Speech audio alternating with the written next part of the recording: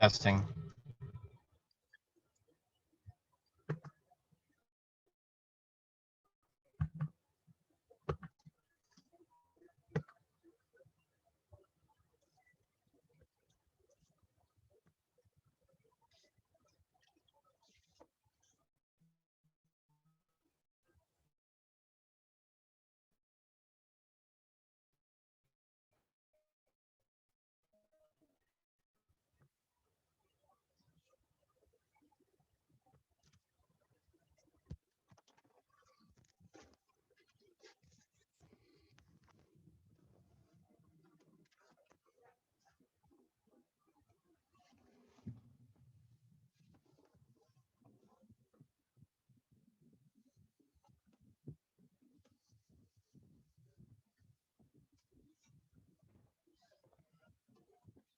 What's this necklacey thing?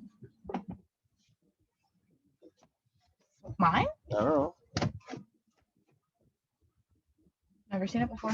Well, I just found it in the van. Were you able to file them? No. You can pick up where I left off, though. Ah, he's brother and sister. Mm-hmm. I'm very pleased with the upbringing we're able to provide our children with.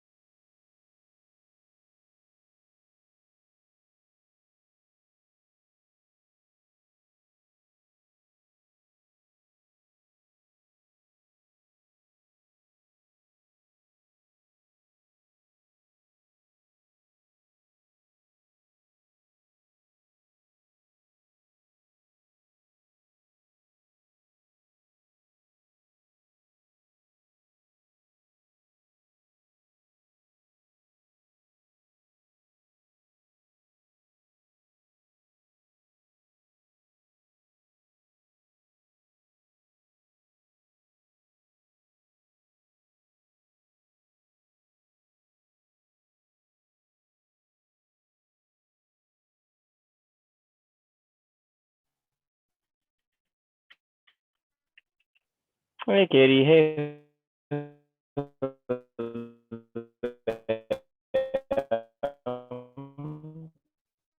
Oh, yeah.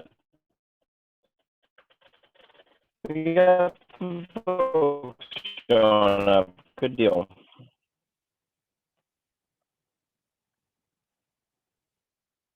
Testing.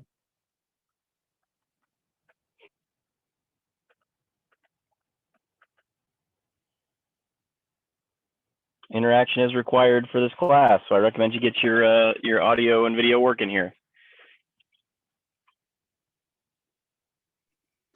Oh no. How are you doing, Hosea? Pretty good, Nick.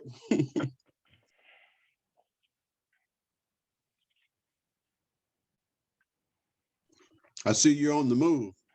I am. We pulled over at a gas station. I'm headed to the airport right now. We're flying out to Tacoma. We just got a deal under contract in Tacoma, so we're flying Sweet. out to do some due diligence for the next few days. All right. Awesome. We've got a number of people here, so this is Great. awesome.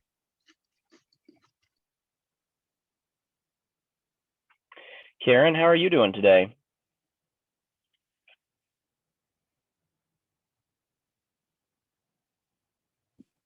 I said, doing great, Nick. Great to see you. Glad to hear.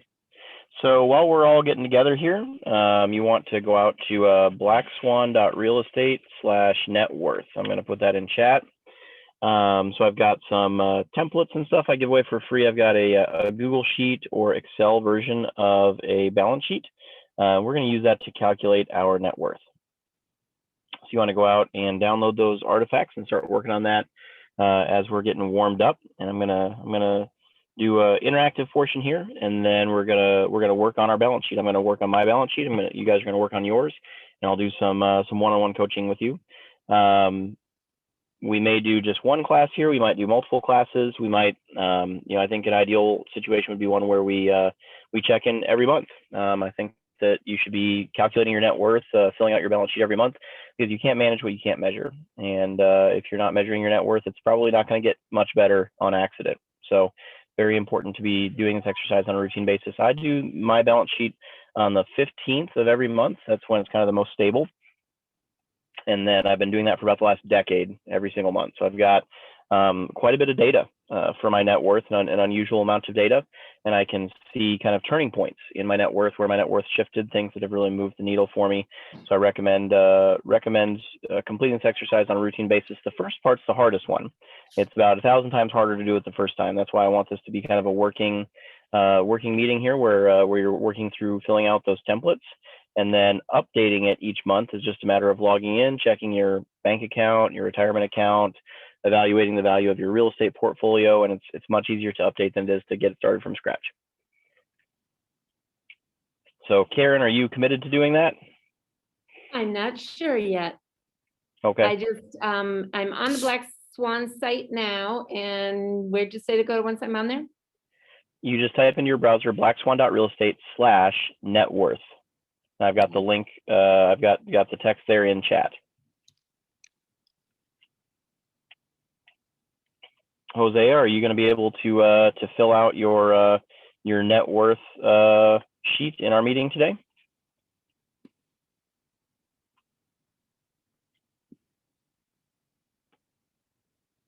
Matt, how about yourself?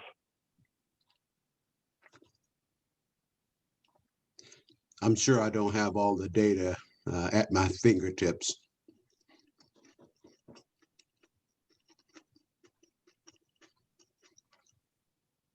Well, now's the time to start getting it. You're not going to get any better at it without practice. Katie, are you participating in our class today, or are you just watching? Katie, are you just listening in, or are you going to participate in our class today?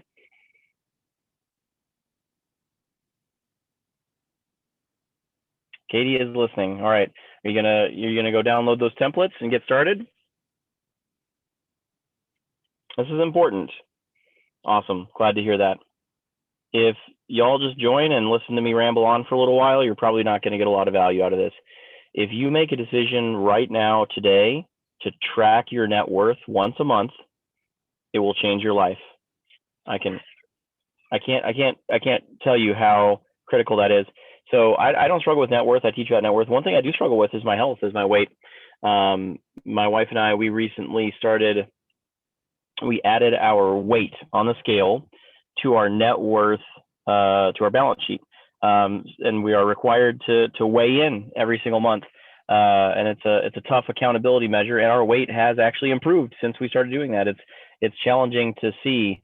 And this most recent month, our weight didn't go up, but it didn't go down very much. It didn't go down as much as we thought it did. It went down a lot from January to February, but then didn't go down as much from February to March as we thought it did. So that was a really tough accountability check for us. Matt had a question. Is this going to be recorded? Yep, it should be recorded. It should be available along with the other classes You can check out the modules in the Facebook group, but I recommend doing it live where you can ask questions and everything. So don't just listen to me. Please go to blackswan.realestate/networth. Go download that balance sheet template right now, and participate in these exercises live. In case you're not sure.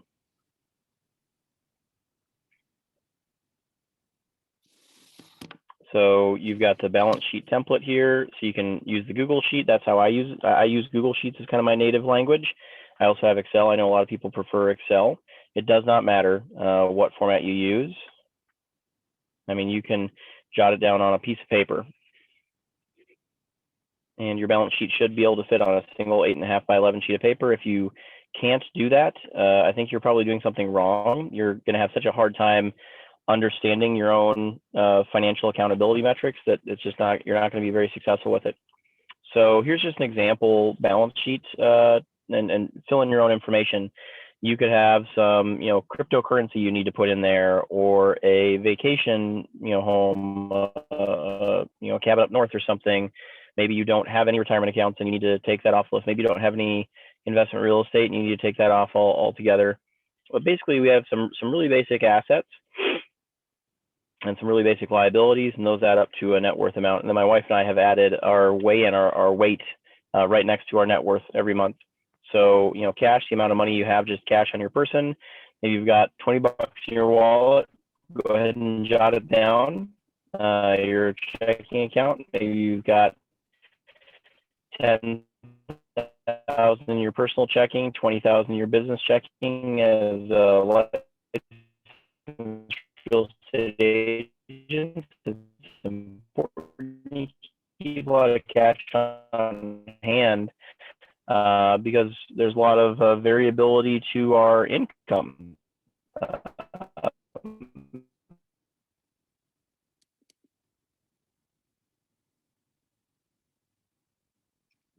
We don't get a steady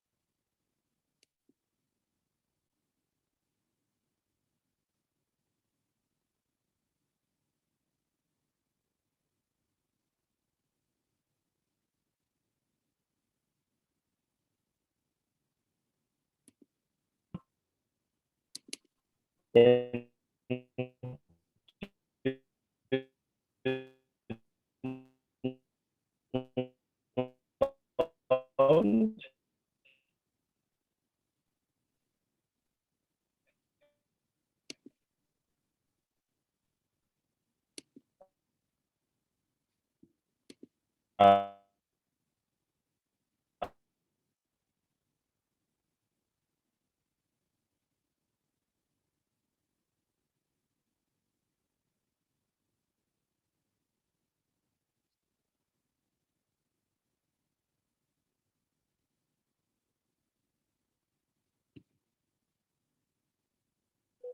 I'm going to join on my phone right now just to make it a little more consistent. So just bear with me one moment.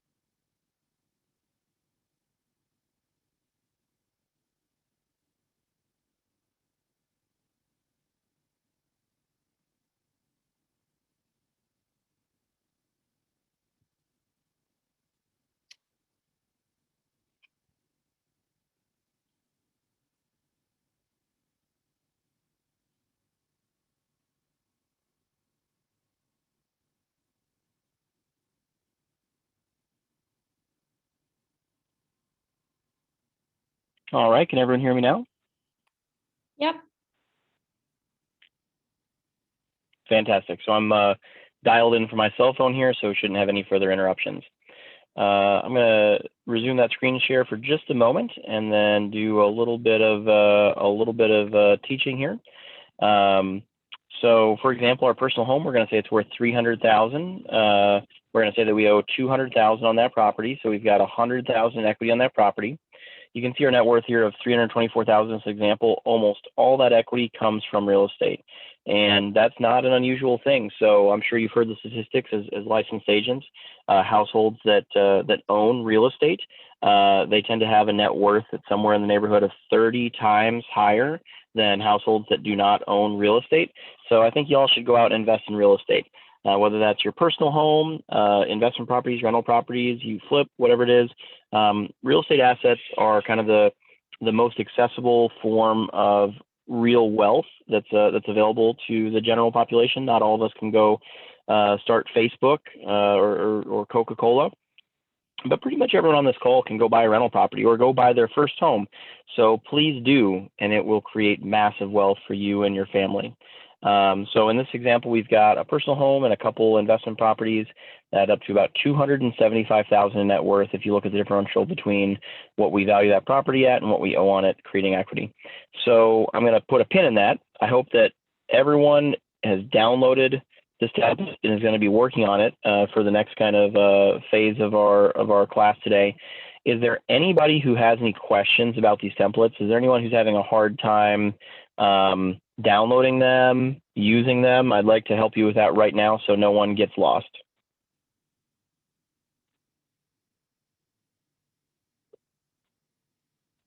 Can I get an okay in chat there from everyone who is doing okay? Has been able to download that template, is able to use it? Yeah. Hey, Nick, and I don't know if this Awesome. is the right time to ask the question or not, but as real estate values increase, how do you get that information and how do you update it, and do you update that every month? Yeah, excellent question. And there's never a bad time for a question. So, what just happened?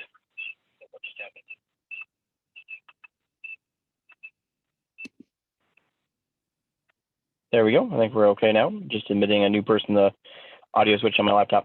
So the question is, how do you value your property and how frequently do you do that? And there's no right answer to that. Right now, it seems like we're updating our values every single month because that's just where it's fun. It's fun to appreciate your properties. So what I do on my balance sheet is I put in some notes. So in that template, for example, if I just share my screen again, I'm always jotting down what drove the changes in my balance sheet. So bought our first investment property. Now our net worth actually went down by $5,000 when we bought our first investment property because there's pure costs involved with the acquisition. Real estate is very expensive to acquire, but keeping real estate, well, that's easy and that's cheap. And your net worth tends to go up over time when you hold real estate. Acquiring real estate can be expensive and your net worth tends to go down when you acquire it due to closing costs, loan origination costs, that sort of thing, cost of placing into services, rental property. Got a big commission from selling a house and had a big medical bill. So, on the whole, we went up, $0 basically. And I would put a note in here, appreciated rental properties. And we're going to say that we added $10,000 to our net worth as a result of that. And we're going to go in here, we're going to say that our personal home went up to $305,000 and our investment property here went up to $205,000, like that. And now our net worth is $334,000.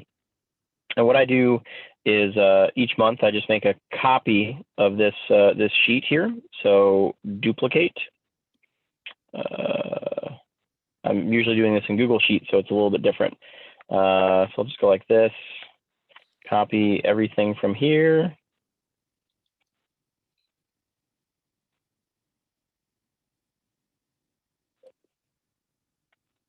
Okay, well, this is just me struggling with Excel live for you. There we go. And then I rename this sheet 2021 4/7. And I typically would do this on like April 15th or whatever. So that's kind of what I do. So I've got a sheet, and there's 1,000,000 tabs on the sheet, 100 tabs on the sheet, because I've got, a balance sheet that I've updated once per month for the last, 10 years. So maybe once a quarter, once every 6 months, I'll go through and appreciate properties. Maybe an event occurs. So for example, let's say I'm representing a client and I'm representing them in the purchase of a home, and we purchased a property that's just a dead-on comp for a property that I own in my investment portfolio. Well, that's a pretty good indicator that like the value of that property is now the same as the value of the property that I own. So let's say I previously had 200,000 or something like that was the value of that property, and now I'm going to say that the value of the property matches that market transaction that I just was just a fiduciary in. It was 208,000, let's say, was the purchase price. So I'm gonna update that to say 208,000. I'm gonna do it this month because I've got real market data that tells me what that value is. Does that make sense? Yes, it does. Oh, that didn't work. Perfect. Now there's really so many aspects of this kind of exercise. There's really no like gospel way to do it. And to a great extent, it doesn't matter what number you put down, right? So if you step on the scale every month, it doesn't really matter what number that scale says. Maybe the scale at your gym is a little bit higher than the scale at home. As long as you're stepping on the same scale every month. Like doing this exercise one time is very valuable because maybe you have no clue what your true net worth is, and you have no clue that 90% of your net worth is coming from real estate, and you didn't know that was the case. You thought it was coming from, investing in the stock market, and that tells you, oh man, I should probably work on acquiring more real estate and not work on the stock market thing so much. However, the true value of this exercise comes from doing it every month. You have to do it every month for it to have value. And as long as you're stepping on the same scale each month, it doesn't really matter what the scale says, right? It doesn't really matter what that number says, because it's probably going to have a correlation to the scale at the gym or the scale at the doctor's office. It's going to tell you if you're going up or you're going down and how quickly that's happening. And you're going to start to notice patterns very quickly. Oh man, my net worth really took a dive when I bought this investment property. That's confusing. Why is that? Oh man, acquiring real estate is a very expensive process. And then I didn't do anything in the last quarter, and yet my net worth went up. Why did that happen? Well, there was a lot of appreciation in my investment portfolio. Gosh, I got to go buy more properties. And just keep in mind that my net worth is probably going to go down a little bit when I buy those properties, and then it's going to go up as those properties appreciate. You never notice those patterns, and it doesn't get wired into your psyche unless you're doing this exercise every month and you're seeing those deltas. So to a great extent, so people frequently say, well, what value do I write down? Do I write down how much I think I could sell it for, or how much I would buy it for, or do I include commissions? Do I include closing costs? And there's no real right or wrong answer to that question. It's whatever maximally motivates you to do the exercise, really. So for example, I do not include my wife's student loans in our balance sheet. And the reason for that is her student loans were so vast when we started doing this, when our net worth was negative $40,000. If I included her student loans, our net worth would have been like negative hundreds of thousands of dollars. So it was motivating to try and get to zero, right? And if we're like negative hundreds of thousands of dollars, it's like less motivating to try to get to zero, because it's going to take so long. And then also it confuses the data. So like her student loans are getting bigger each month. And can we grow our wealth faster than her student loans accrue interest?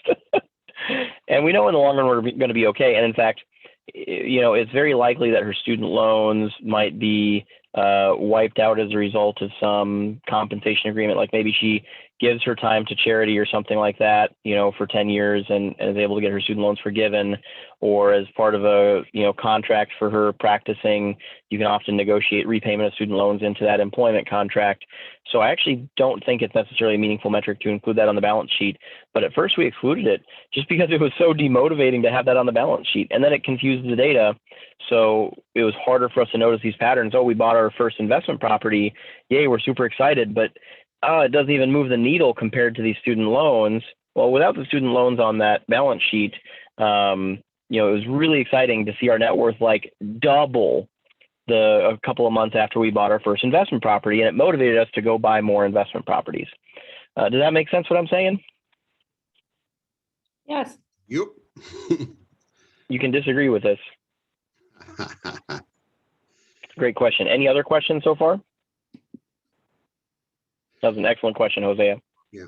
Well, just kind of one follow-up question. So I would assume by doing this every month, and I've done an exercise like this before, generally once a year when I'm doing my taxes, but I can see the value in doing it every month, because I think it would help you make prudent decisions every day. If you know That's right. what's helping you, That's right. and what's not helping you. That's right.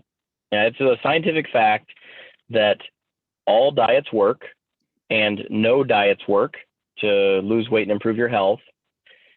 And if you have no diet and all you do is just journal what you're doing for diet and exercise and whatever, you don't even have any goals, you don't even want to make it better, you don't have a strategy, you just write it down, you get about 90% of the efficacy of any kind of weight loss regime. So don't go buy, you know, P90X or something like that from that infomercial. Literally just write things down.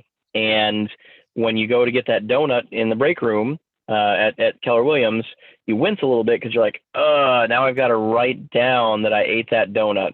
And that's just enough negative feedback that I'm not going to do it. First of all, because I feel bad writing it down. And second of all, because I hate doing paperwork, and I'm creating some paperwork for myself here, right? Is a negative, you know, feedback loop or something like that for making poor decisions. And when I eat a salad, I'm like really proud of myself to write that down, and I get a positive feedback loop. I get a dopamine hit when I make good health decisions just from writing it down. So it almost doesn't matter what your financial goals are here. If you just write down what your net worth is and you write it down every month, I promise you that it will improve, because just as you said, Hosea, you're gonna make better decisions merely as an outcome of writing them down. That's the magic of this exercise. Like, you don't even have to try. You don't even have to have a goal. You don't have to have a strategy. I promise you that just by committing to writing this down every month, you're gonna drastically improve your net worth. What I do is I have a calendar reminder and a time block on my calendar. And the first time you do this, it takes some time. But your follow-up iterations, it doesn't take very much time to update your net worth, to make a copy of that previous sheet instead of filling it out from scratch and just populating, okay, here's my retirement, account balance, here's my real estate portfolio balances, here's my bank account balances, here's my credit card balances. It takes like an hour. So right now, go block a time, the 15th of every month or the second Wednesday of every month or something like that. Go block an hour on your calendar right now, an infinitely recurring calendar reminder to update your balance sheet. And I promise you, it will change the course of your life. Just that one decision right there. I'm going to say that about 7 more times in our presentation.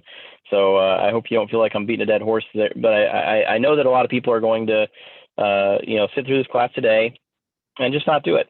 And it's not valuable for me to do teaching with you if it doesn't result in an outcome, in actions. So let's take a few minutes to talk about some concepts and why we want to do this. So I would argue, well, I don't even think it's an argument to make. I think that it is really important to track the amount of passive cash flow or leveraged income that you receive every month. So for example, profit share from Keller Williams, that's a cash flow stream that's leveraged or passive in nature. I think that this is a more critical metric to track than net worth, because net worth is not going to put food on the table necessarily, right? You might have to realize a capital gain, and who knows what the value of those assets might be in the future. You really need a cash flow stream to create real wealth. So why the heck are we tracking net worth?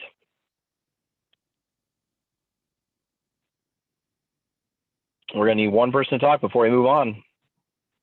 Make informed decisions. That's right. Yeah. So it's a little bit clunky to get a cash flow stream and to value that cash flow stream in comparison to tracking your net worth. And it doesn't help you make better decisions as easily. So I would say that acquiring a portfolio of investment real estate is going to be the most successful path for 99% of people to acquire a cash flow stream. However, as Riley will tell you, those rental properties, they don't produce a lot of cash flow in year one. Year one's a lean year. Year two gets a lot better, and then it tends to get a little bit better each year. But in year one, not so much. And that doesn't necessarily give you a ton of feedback to help you make better decisions, I would say. It is really fun to look at, especially if you're growing an investment portfolio and you see those rental properties mature and start to produce more income over time. That's a very enjoyable thing, but it's disconnected in time from that decision you made 5 years ago to buy a rental property. And we need to give you immediate feedback to help you make good decisions, because that's the whole goal of this exercise, is just to help you make better decisions. We don't actually care what your net worth is. We just want to help you make better decisions. So I find that net worth is a more accessible metric, and it's a more immediate metric. It's a lead metric, whereas cash flow tends to be a lag metric. Does that make sense what I'm saying there? You. Awesome. I also find that net worth tends to be a better correlate or proxy or something like that for making disciplined financial decisions. So for example, it takes a lot of discipline to go buy an investment property and to go acquire a cash flow stream. However, what this exercise could probably help you do the best is to just not go buy the new car or take vacation or do whatever that discretionary spending is. I call that playing defense in personal finance. And it'll also help you play better offense to go generate more income. I'm more interested in offense than defense. I feel like I'm pretty good at defense, but I feel like I'm much better at offense. Most of the financial coaching out there for personal finance, it's really focused on defense. And I hate that. It feels like a scarcity mindset to me. I would much rather live in a big house and drive a sexy car and go on big vacations and just earn a lot of money. However, most people are W-2 employees. So it's pretty hard for them to play good offense. I think pretty much everyone in this room has a lot of offensive options available to them that most people don't have access to. So by tracking your net worth every month, it gives you a really good feedback loop on those offensive activities. As licensed agents, we love to go get that big commission. I got a $1.26 million contract this past weekend, I think the second most expensive home in Rochester. So I'm super excited that between the buy and the sell side, I'll generate about $50,000 in GCI on that one transaction. That's super exciting, hyper rewarding.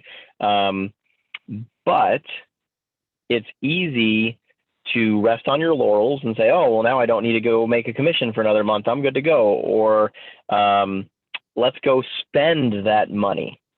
Right? That's the trap that most licensed agents really fall prey to. By tracking net worth every month, we have an accountability metric that we put into place. Okay, I just got this big contract. I haven't actually been paid yet. It may fall through. It's $1 million house, so like 90% chance it's going to fall through, right? Better not go spend that money yet. And then at some point in the future, I'm going to get that check. I'm going to realize that check on my balance sheet as soon as I get it. I'm going to go update my balance sheet for that day when I get that big check. And it's going to hurt for me to then go spend it, to go buy a fancy car or take a big vacation, because now I'm going to have to make my net worth go down, right? Whereas if I spend it before I even get it, I lose some of that accountability to my balance sheet. Does that make sense what I'm saying there? Yes. Awesome. These are all just accountability metrics. These are mechanisms that help you make more disciplined financial decisions, make better financial decisions, to keep your eye on the prize. which we'll talk about here in a second. So we just talked about how cash flow is really king. Cash flow is what puts food on the table. That's what you could have millions of dollars in net worth, but if it's locked up in real estate, for example, as equity in real estate that doesn't actually produce any cash flow, you could be broke, right? You have a bad time in business and in life, not when you run out of net worth, but when you run out of cash. And it's very easy to have tons of cash, but poor net worth if you have a lot of debt, for example. Or you are a real estate agent who isn't making any investments and you are spending everything that you make. It's also pretty easy to have a lot of net worth but not have a lot of cash. It's critical to be balanced. It's critical to have cash flow. So let's think about this for a second. How would you define wealth? Because that's the end outcome of this balance sheet. This balance sheet is not an end unto itself. This balance sheet is an accountability mechanism, a series of accountability metrics that's going to help you achieve financial freedom. How would you define wealth?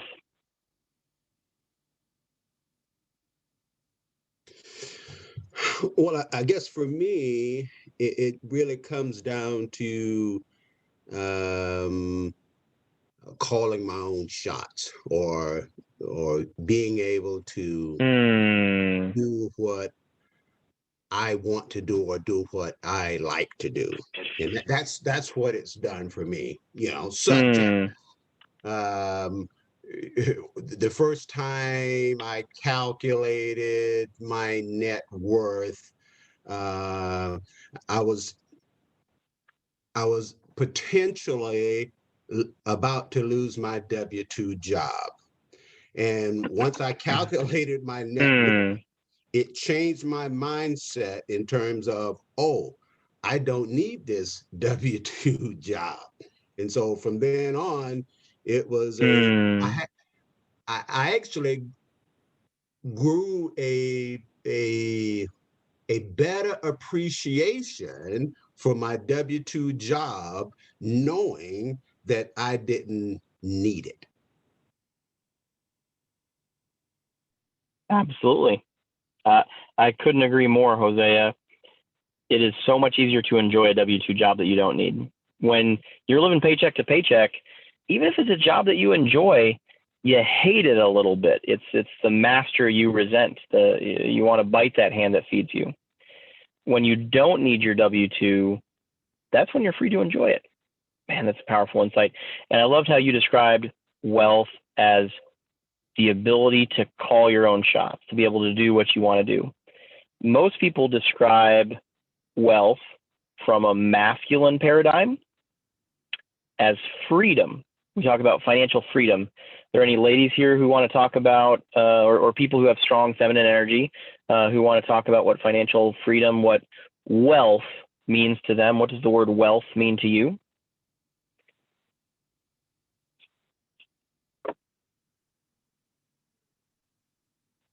Well, I would agree with that. I mean, it is freedom. It's the freedom to make professional choices based on passion versus the need for whatever income might come from that.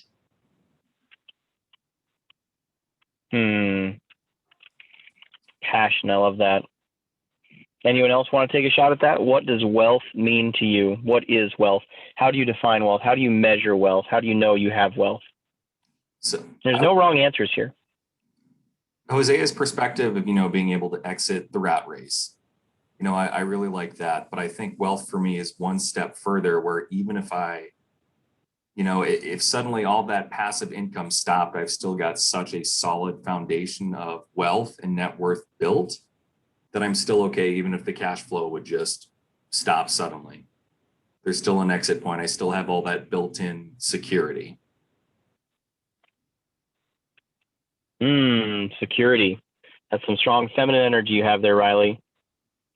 So I find that people articulate wealth in two different ways. One is freedom, which tends to be more of a masculine paradigm, and one is security, which tends to be more of a feminine paradigm. Let me ask you this. Is there a difference between the two?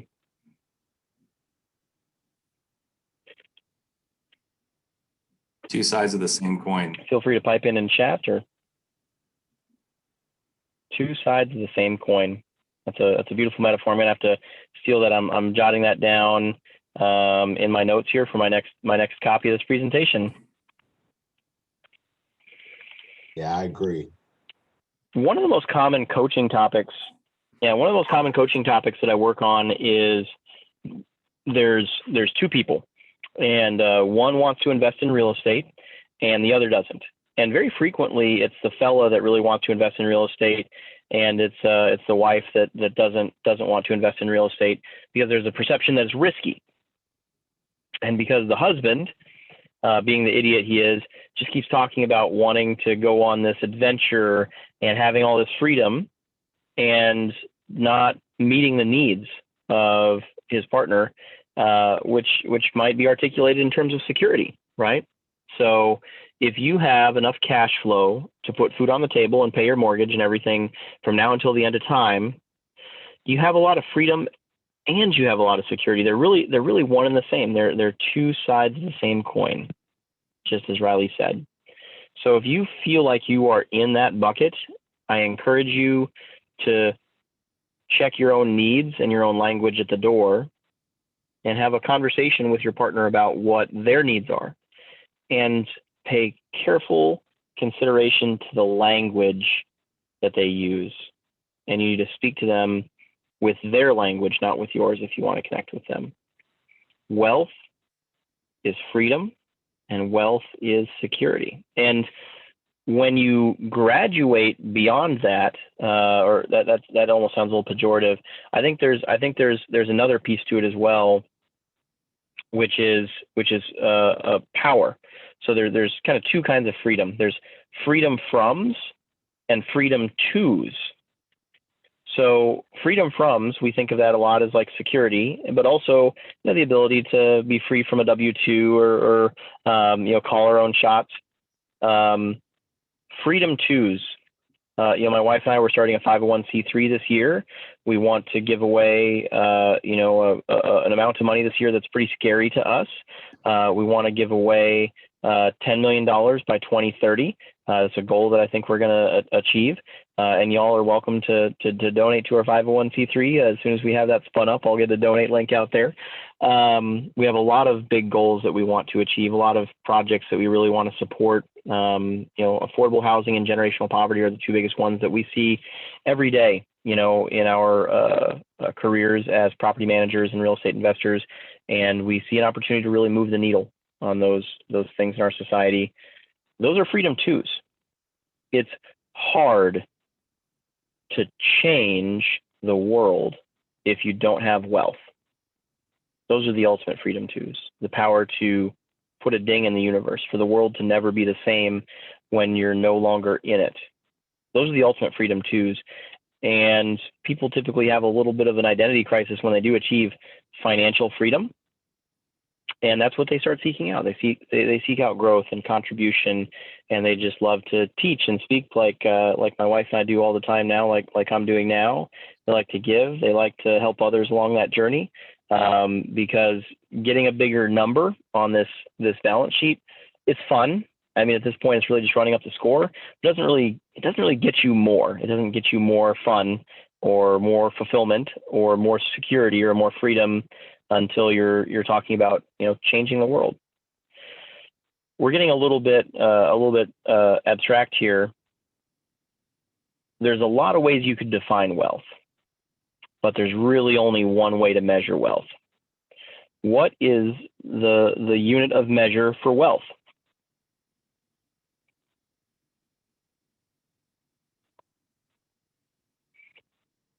There's no wrong answer, but there's one rightest answer. So let's hear a couple answers.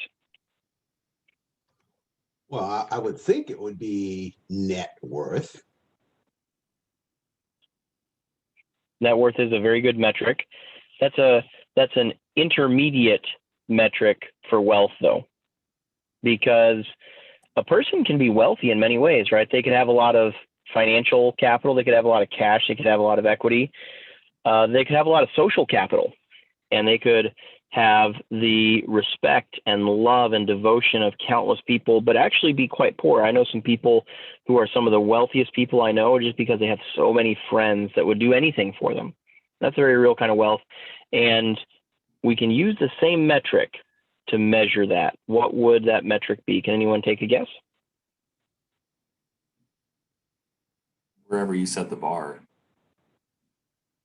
whatever you say wealth is, like that's your unit of measurement. Whatever you say it is. Certainly, the number is entirely arbitrary or potentially arbitrary. The excellent answers there. I would make an argument that the best metric to measure wealth is time. What kind of time? Free time. Free time, that's right. How much time do you have to call your own shots? How much time do you have as a percent of hours of your week do you have to call your own shots versus time you have to spend earning income to support your lifestyle, support your family, to support the charitable causes that you care most about? And most critically, how many weeks, months, years do you have where you can live without working? So at that point, net worth and cash flow income streams become kind of merged, right?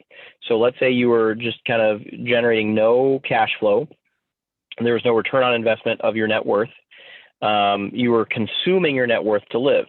And you can figure out this metric very easily. You need to calculate a burn rate. So just figure out how many dollars it takes you to literally keep the lights on and put food on the table. Let's say you spend $5,000 per month that's your burn rate, to put gas in your car and keep the lights on and pay your mortgage, put food on the table. And your net worth is $100,000. How many months of wealth do you have? 20. Worth? I was always bad at word problems. 20. So 20. You have 20 months. You have 20 months of calling your own shots, Hosea. Yep. That's right. And let's say you had a net worth of $1 million and your burn rate was $100,000 per month. You're living the high life. How much wealth do you have? 10 months of free time. 10 months of calling your own shots, 10 months of security. Who's wealthier, the person that has the $1 million net worth or the person who has a $100,000 net worth? 100,000. The person with 100,000 net worth. Isn't that the craziest thing? I bet you probably know someone in your personal life who falls into each of these caricatures. And 5,000 per month is not like a modest burn rate. I mean, that's 60,000 per year in burn. That's actually the number at which economists calculate you achieve optimal happiness. Having more money is actually statistically more likely to make you unhappy than happy. Once you have about 80,000 per year in income, 60,000 per year in burn, somewhere in that territory. The person who has $1 million net worth but has 10 months of wealth, do you think that person is less happy or more happy than the person who has 20 months of wealth with their lower burn and the lower net worth amount? Yeah, I would think they would be less happy because they know that they have a very short runway opposed to the guy or girl who has 20 months. That's right. That's right. I also think I feel like psychologically, if Go ahead. Go ahead. Oh, no, I was just going to No, say it also I want to hear what you have to say, depends Karen. it also depends on where each of them is on the spectrum of how they feel about where they are in achieving their goals. Absolutely. The essence of unhappiness. Yeah, if the $100,000 person, The essence of unhappiness is unmet expectations.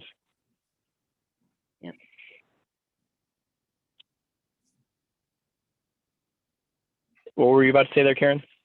No, basically the same thing. The $100,000 person, may be completely happy because that they are where they want to be.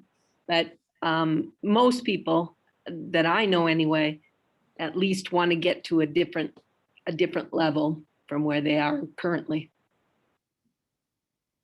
They sure do. And that's because you can jot this down. Progress equals happiness. It does not matter how much you have in any aspect of life. It only matters that you feel a sense of progress. I promise you that if you just track your net worth every single month, and that net worth goes up 1% each time you look at it, you'll be very happy. You'll feel a sense of progress. And if your net worth doesn't go up, you won't be happy about it. It does not matter what the number is on that chart. You'll just feel a sense of progress. That's also why people tend to never be happy with what they have, because all of a sudden that feeling of progress goes away. You finally conquer that mountain. You achieve that goal that you had been driving for the last 10 years. And how long does that leave you happy? Are you happy for 10 years?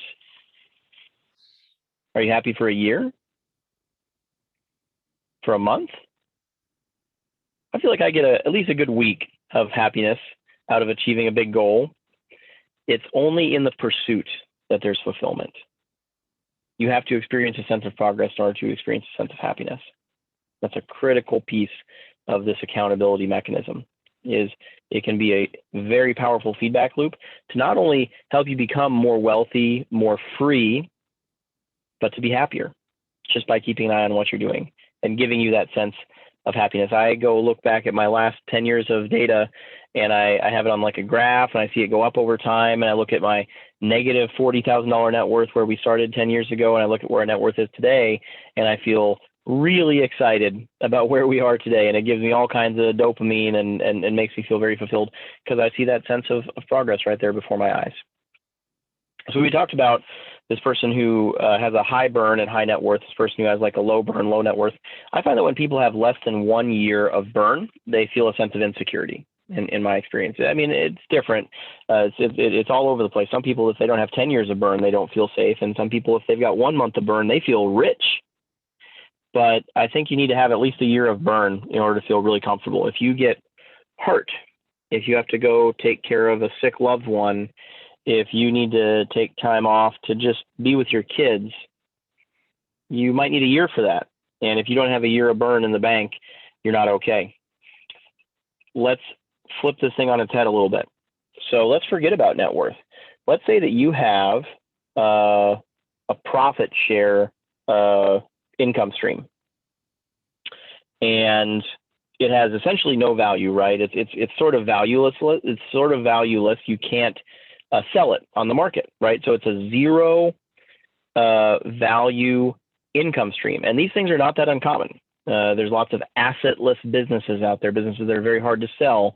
For example, your real estate tail, your real estate business, you can maybe sell it after 20 years for like a 1x multiple. It typically has like no assets. It's basically just your database is your whole business. So it's an income stream that's very active that you really can't sell. So let's think about your profit share, your income stream. Let's say, for example, you had a burn of $5,000 per month, and your profit share from Keller Williams was generating $50,000 per year in passive income. And then you had a rental property that's generating another $10,000 per year in passive income.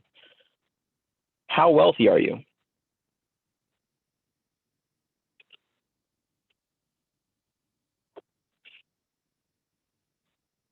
So we've got $5,000 per month in burn and $5,000 per month in income, almost all of it from profit share, and then this little old rent house that we picked up 10 years ago. How wealthy are we?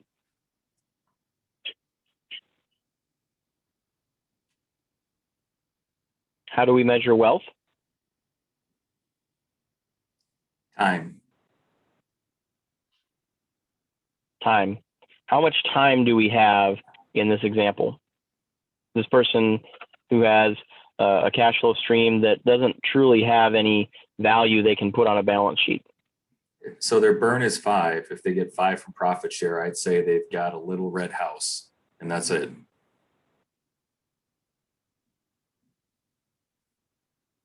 Right. So, so how wealthy is this person? Not. Elaine says this person's pretty wealthy. Well, I might have I misunderstood. would say I that thought this person is extraordinarily wealthy. yeah, because they got 11 months, right? That's right. Yep. Maybe I made that overly complicated by including two passive income streams.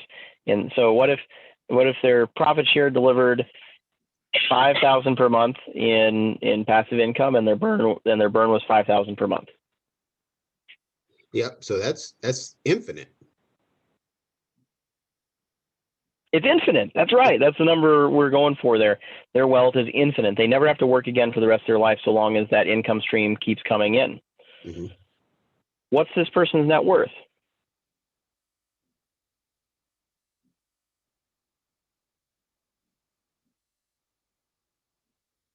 Who cares? Yeah. Right? Yeah. Huge. Their wealth metric is infinite. Mm-hmm. And every person in this room, that should be their goal, is to get to an infinity wealth metric. We tend to think of wealth, we are poisoned by advertising and popular culture to believe that we should, as David Ramsey says, work jobs that we hate to buy crap that we don't need to impress people that we don't like. When you go buy a new fancy car that has a new fancy car payment, does that make you more wealthy or less wealthy? less wealthy. Less wealthy, that's right. And yet, if you want to look at a rap video or something like that, if you've got a new Escalade with some donks, well, that would be the essence of wealth, right? And yet, because everyone in this room now has a firm grasp on how wealth is truly defined, I hope that they look at this these silly peacock feathers and say, man, that looks like poverty to me. I really hope they can afford the payments on those donks. Let's say we see someone who buys, the big house. I have this client that just got under contract for a $1.26 million house.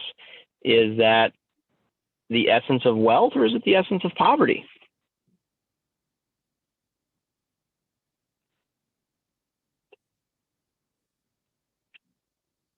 I would argue it's the essence of poverty. And it's only once you understand how wealth is truly measured and what wealth truly is that you can see the reality for what it is. And there's a lot of messaging out there that runs counter to the truth because, there's not a lot of money to be made in selling people safety and security and freedom. There's a lot of money to be made in selling poverty. And that's just the fact of the matter. I hope this is connecting with y'all. I hope you can see how, if you can track your net worth every month and understand how your net worth correlates to your wealth in terms of calculating a burn rate and how long you can live without generating income, you can very, very quickly get a grasp on your finances, and most importantly, your true wealth, your freedom, your security, and make some really good decisions and feel a sense of profound happiness as you make progress towards infinite wealth, to an infinite amount of time to call your own shots, to make your own decisions, to do whatever it is that makes you happy or fulfilled. And the goal of life, by the way, is not to sit on a beach. You can only be financially free for about a few weeks, in my experience, before you find something new to work on. Most people, they get to financial freedom and they say, okay, I have enough net worth or enough passive income that I can never work again and be okay. This didn't do it for me. Now I need to double it. Now I need to have twice as much as I need. And then when that doesn't make them happy, they need to quadruple it. They need to have 4 times as much as what they need. And after a while, they give up and just say, you know what, we're just going to run up the score and feel a sense of progress because our net worth is increasing. And I hope that you don't do that. I hope you don't fall prey to that trap. I hope that you see wealth for what it is and use this tool on a monthly basis to measure your net worth and to think critically about what your honest to God burn is and how many months of burn that you have available, and measure your wealth. I can tell you exactly what my metric's infinity, for my burn, my burn versus passive income. I guess I could come up with like a multiple system or something like that. Not heard of that. It's a good idea. I hope that everyone in this room does that today. So we just got a couple minutes left. I do want to make sure that I answer any questions. Is there anyone who thinks that this doesn't make any sense, that doesn't seem like it would be worth it for them to track their net worth on a monthly basis? Is there anyone here who doesn't feel totally committed to doing this exercise every month? And please share if you do. Does anyone have any questions about where they should put something on the spreadsheet? You have an ideal ratio of income to burn? Like 1-to-1 sounds really nice, but a big hiccup or a big medical emergency could radically change that. Absolutely. So we all have there's a concept of like a freedom number or whatever. So if you were able to generate that level of income, you'd feel free. And it could be different for everybody. So my wife and I, we hit that number about 2 years ago, almost exactly 2 years ago. And that number was like 80,000 per year. And again, I talked about how if you have like 80,000 of income, 60,000 of burn, somewhere in there, that's right around the kind of optimal place. But that number doesn't go that far, I mean, it's enough to be comfortable. Like, it's a very comfortable number. Gary Keller says that when your take-home after-tax income is about 400,000, that's a very comfortable number. And with that number, you're typically able to afford any house that you want, any vacation house that you want, any vacation you want, any car you want, give huge amounts of money to whatever, contribution makes sense to you. And when you get over about that amount of money, it doesn't necessarily do anything for you. So if you have about $1 million in gross income, and that boils down to typically about 400,000 in total net take-home income. If you're running, the MREA, you have to work pretty hard to use more than about that. If you're making 300,000 per year, you may still feel kind of hungry, like you're deprived of something. You don't have security for some medical emergency, or there's some luxury that you are deprived of. But when you get over about 400,000 per year, I mean, at that point you are working to find a way to spend that money. And I would say that generally is consistent with my personal observation as well. So I think 400 is a very good, 400 net take home after tax is a very good number to hit. Excellent question, Riley. So 80,000 I would consider to be a minimum, and 400,000 I would consider to be a maximum. And maybe you tweak that number up a little bit if you live in a high cost living area. That number is probably, significantly lower in Rochester, Minnesota. You can live a pretty comfortable life in Rochester, Minnesota for, 50,000 a year or something like that. And maybe your upper cap is, 300,000 or something in Rochester. If you're in Newport Beach, man, you probably feel pretty deprived if you're not making several million per year. You got to keep up with those Joneses. That was a fantastic question, Riley. Any other questions anyone has? Is there anything that anyone needs to fill in the blanks on their sheet, or does everyone have everything they need to do that? I'm going to be really sad if there's even one person that doesn't fill out this sheet.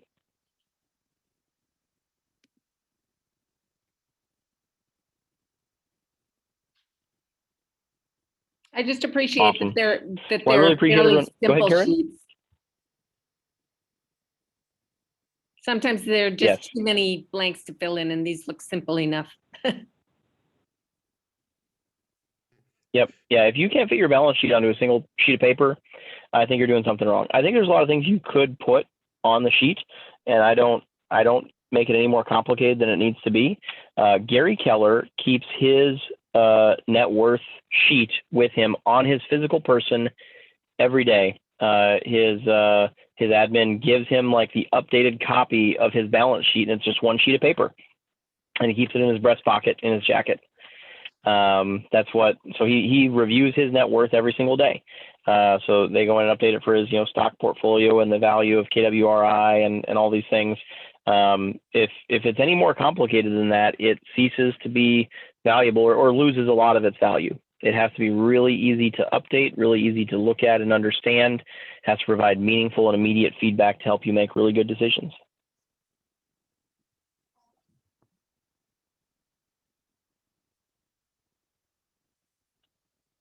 Awesome. Well, I appreciate you all sharing your time with me today. I hope that you got a lot of value out of our time together. I hope that you go track your net worth every single month from here on out. We'll probably do another one of these net worth calls sometime in the near future. There's 2 other templates there. There's 3 templates total. So we've got basically a statement of cash flows. So net worth is one of those kind of like critical wealth metrics to figure out, how much time you have calculating against your burn rate. And then a kind of template that I have for tracking outcomes for your investment property portfolio. So we'll probably be working on those here in the coming months. So thanks so much, and go crush your day, everyone. Thanks, Nick.